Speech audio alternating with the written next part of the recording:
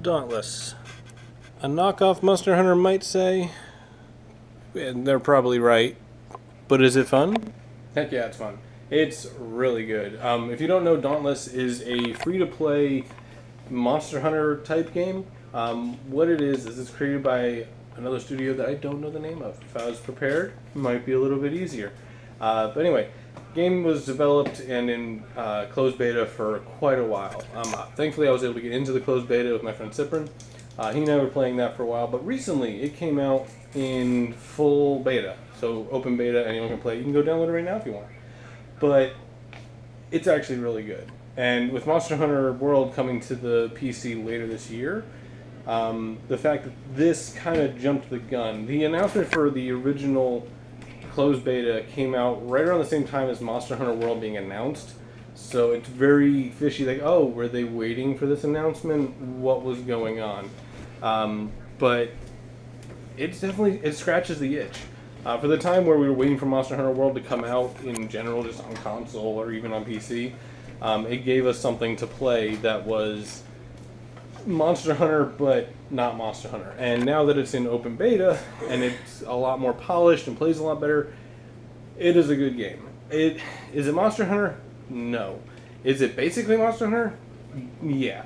The combat is complicated enough that you can learn it really fast and do well with it, but more complicated as well. For instance, the hammer, which is what I'm using, has its basic just swing attacks. You do like a spin attack thing, but you can also shoot it, and depending on the combo you do, it might do a shotgun attack or just one single explosion, or you can have a blast behind you and launch you forward, which is really freaking cool and really, really fun. But if something's behind you when you do that, so if you are right up there with the monster and then blast out of the way to get away, it'll deal damage to it.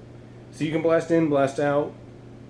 If you do a really late dodge when something's charging you and hit it, it'll actually knock them down sometimes. It's really freaking cool. The sword's got its own power-up abilities, the chain blades have something else, and there's the axe and the pike, both of which are locked until late game, but they're there. The game itself, really fun. One thing I was worried about was how deep does the game go? Like with Monster Hunter, you get to a point where it's like, okay, now I need to start focusing on what type of damage am I dealing. Am I dealing the correct type? I know the monster's movements now, but what can I do to be better?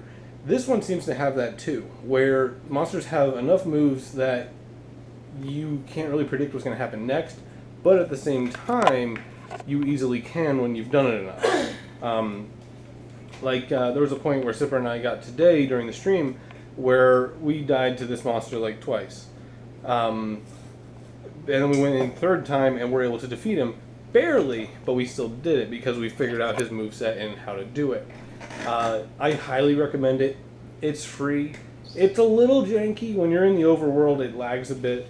When you're not in the overworld, though, when you're actually in the hunt, it plays pretty smooth. You can do it in teams of 4, or you can do it in solo, or just group up with 4 friends. It also has matchmaking, which seems to work pretty well. First time we did, I kept it open, and we had one guy come in with us, and he didn't lag out, nothing. It was really good, though. Yeah, just give it a try for yourself. It's really enjoyable. I'm hoping they do more with it. They've got like a sort of quest system, which is kind of nice to help you progress and do more hunts. Or you can just go on patrol and do a lot of different things. It's really good. I highly recommend it. I'll probably be playing more. I don't know if I'll do more on stream like I did today, but we'll be definitely playing more with Zipper in the future. And also, in other news, I think the podcast might be coming back, so there's that. That'll be good. I know the Dr. 93 should be streaming again soon. Tico finally just streamed again for the first time last night. I know Cyprin's interested in doing the podcast again. I may have some other people. And I've got another secret project in the works that I'm not allowed to talk about right now because I'm not letting myself, because it's a secret for me to do. Yeah.